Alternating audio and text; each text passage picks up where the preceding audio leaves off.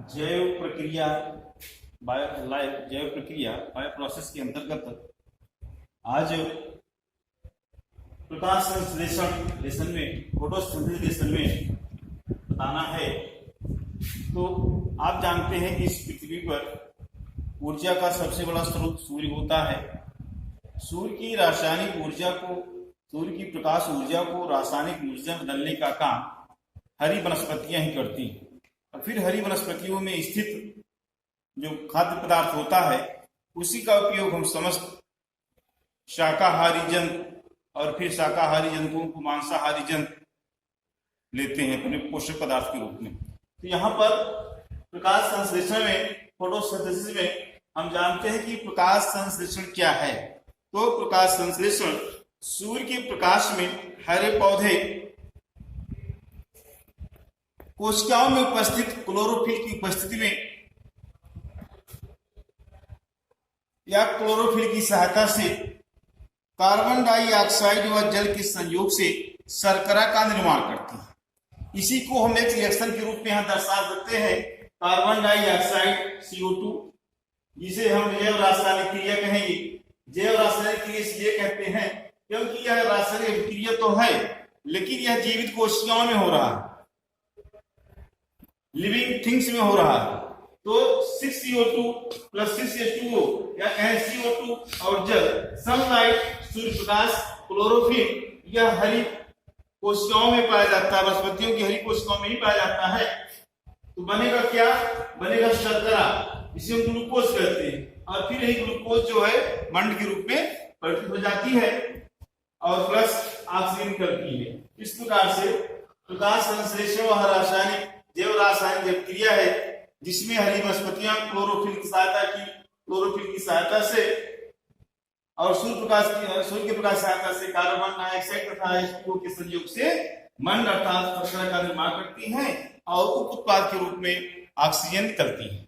अब यहाँ आता है कि इस जैव रासायनिक क्रिया की विशेषताएं क्या है। इस विशेषता में यह है कि सर्वप्रथम यह सूर्य के प्रकाश की जो विकिरण ऊर्जा होती है, रेडिएशन एनर्जी होती है, उसको रासायनिक रूप में बदल दिया जाता है।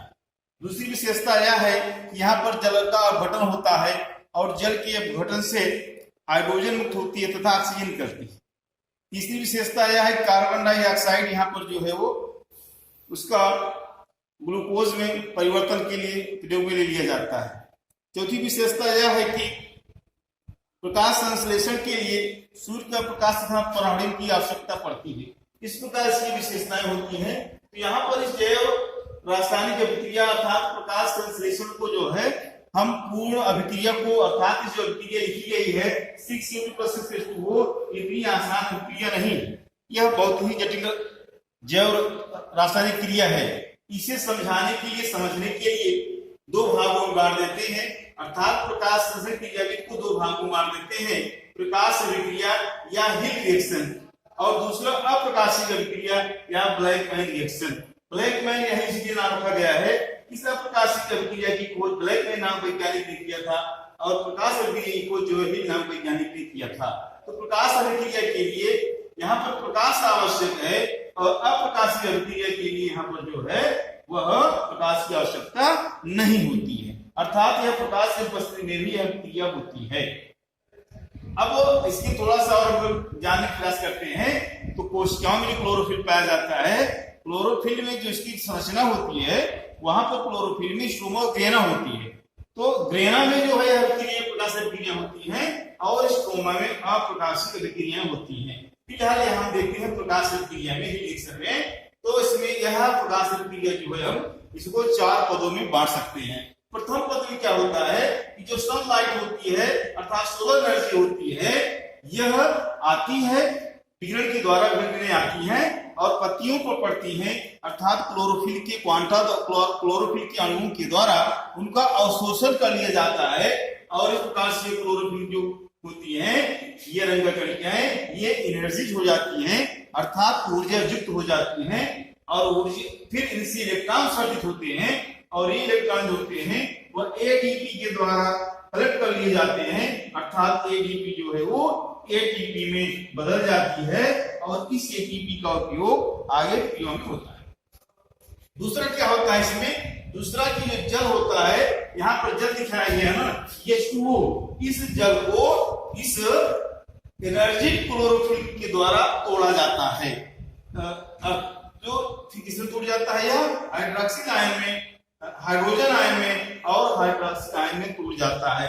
यहाँ पर यह जो है जल का अपघटन होता है। क्या होता है, जल का अपघटन होता है।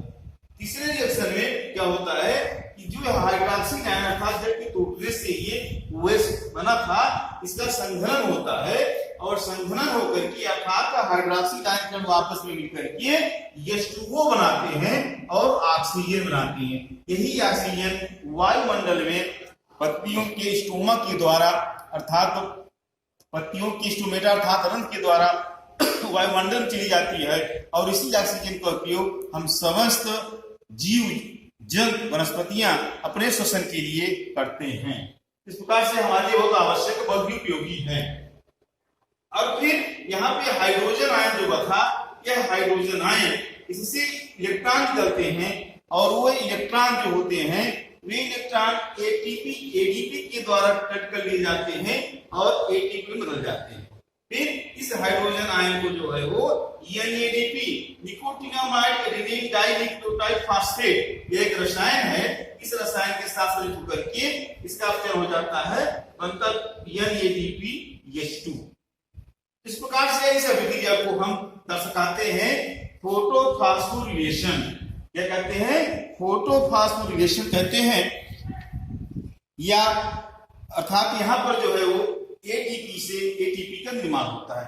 तो यहाँ पर इस प्रकाश अभिक्रिया में हमें ऑक्सीजन मिलती है और NADPH2 मिलता है, ये दोनों और प्लस ATP अगले रिएक्शन अर्थात अप्रकाशित अभिक्रिया में प्रवेश कर जाते हैं। इसी को यहाँ हमें ग्राफ साथ दिखाना प्रयास किए हैं। सूर्य है, सनलाइट रेडिएशन आ रहा है, प्रकाश में अभिक्रिया दिखाई गई है।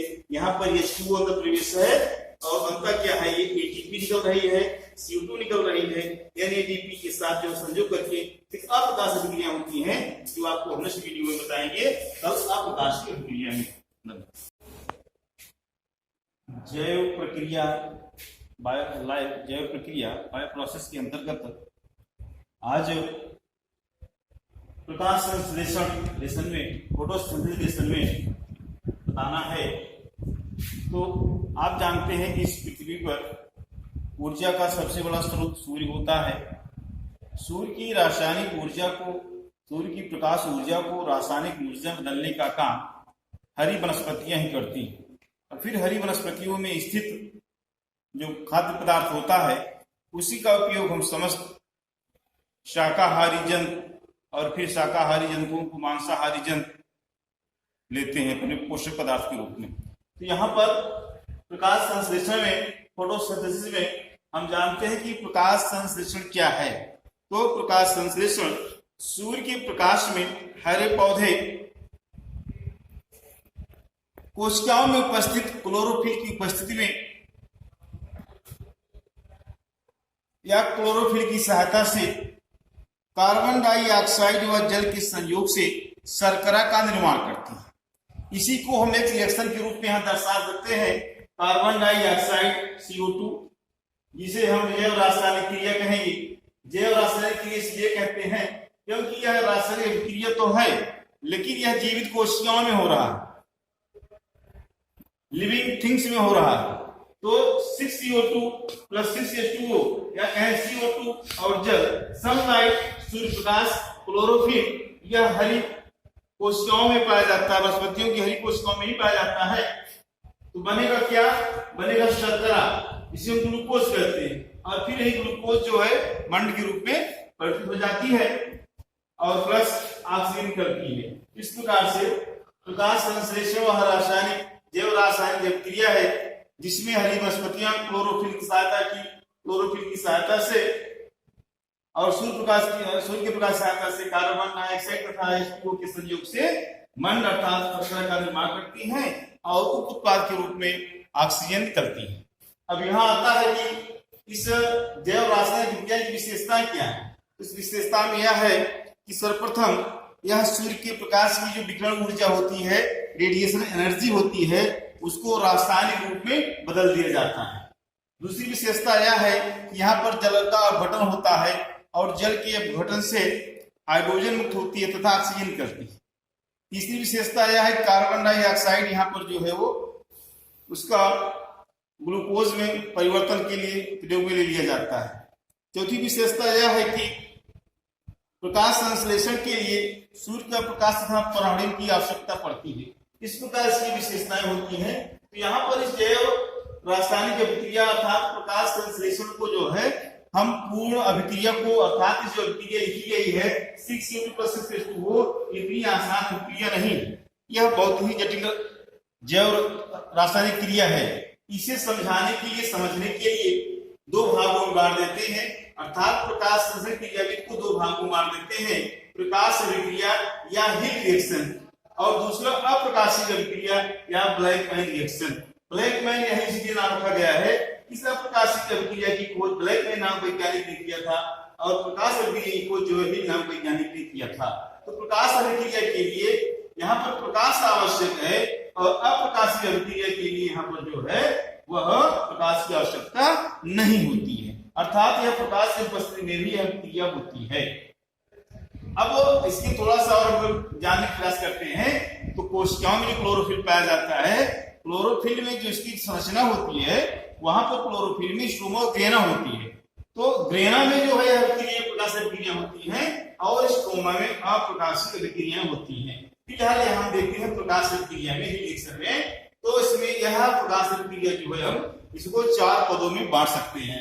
प्रथम पद में क्या होता है कि जो सनलाइट होती है अर्थात सोलर एनर्जी होती है, यह आती है विकिरण के द्वारा विकिरण आती है और पत्तियों पर पड़ती है, अर्थात क्लोरोफिल के क्वांटा क्लोरोफिल के अणुओं के द्वारा उनका अवशोषण कर लिया जाता है और इस प्रकार से क्लोरोफिल जो होती है ये रंग कणिकाएं ये एनर्जीज हो जाती हैं, अर्थात ऊर्जा युक्त हो जाती हैं और ऊर्जा फिर इनसे इलेक्ट्रॉन उत्सर्जित होते हैं और ये इलेक्ट्रॉन होते हैं वह एटीपी के द्वारा कलेक्ट कर लिए जाते हैं, अर्थात एटीपी जो है वो एटीपी में बदल जाती है और इस एटीपी का उपयोग आगे क्रियाओं में होता है। दूसरा क्या होता है इसमें, दूसरा की जो जल होता है, यहाँ पर जल दिखाया गया है ना H2O, इस जल को इस एनर्जिक क्लोरोफिल के द्वारा तोड़ा जाता है। जो किसमें तोड़ जाता है, यह हाइड्रोक्सिल आयन में, हाइड्रोजन आयन में और हाइड्रोक्सिल आयन में टूट जाता है। यहाँ पर यह जो है जल का अपघटन होता है। क्या होता है, जल का अपघटन होता है। तीसरे रिएक्शन में क्या होता है कि जो हाइड्रोक्सिल आयन अर्थात जल के टूटने से ये OH बना था, इसका संघनन होता है और संघनन होकर के अर्थात हाइड्रोक्सिल आयन आपस में मिलकर के H2O बनाते हैं और ऑक्सीजन बनाते हैं। यही ऑक्सीजन वायुमंडल में पत्तियों के स्टोमा के द्वारा अर्थात पत्तियों की स्टोमेटा अर्थात रंध्र के द्वारा वायुमंडल में चली जाती है और इसी ऑक्सीजन का उपयोग हम समस्त जीव जंतु वनस्पतियां अपने श्वसन के लिए करते हैं। इस प्रकार से हमारे लिए बहुत आवश्यक बहुत ही उपयोगी है। और फिर यहाँ पे हाइड्रोजन आयन जो था, यह हाइड्रोजन आयन इससे इलेक्ट्रॉन निकलते हैं और वो इलेक्ट्रॉन जो होते हैं वे इलेक्ट्रॉन एटीपी के द्वारा कट कर लिए जाते हैं और एटीपी में बदल जाते हैं। फिर इस हाइड्रोजन आयन को जो है वो NADP nicotinamide adenine dinucleotide phosphate ये एक रसायन है, इस रसायन के साथ संयुक्त होकर के इसका अपचयन हो जाता है, बनता NADPH2। इस प्रकार से इस अभिक्रिया को हम दर्शाते हैं फोटोफॉस्फोरिलेशन। क्या कहते हैं, फोटोफॉस्फोरिलेशन कहते हैं, या अर्थात यहाँ पर जो है वो एटीपी से एटीपी का निर्माण होता है। तो यहाँ पर इस प्रकाश अभिक्रिया में हमें ऑक्सीजन मिलती है और NADPH2 मिलता है, ये दोनों और प्लस एटीपी अगले रिएक्शन अर्थात अप्रकाशिक अभिक्रिया में प्रवेश कर जाते हैं। इसी को यहाँ हमने ग्राफ के साथ दिखाने का प्रयास किया है। सूर्य है, सनलाइट रेडिएशन आ रहा है, प्रकाश अभिक्रिया दिखाई गई है, यहाँ पर H2O अंदर प्रवेश है और बनता क्या है, ये एटीपी निकल रही है, CO2 निकल रही है, NADP के साथ जो संयोग करके अप्रकाश अभिक्रिया होती हैं, जो आपको नेक्स्ट वीडियो में बताएंगे कल अप्रकाश की अभिक्रिया में।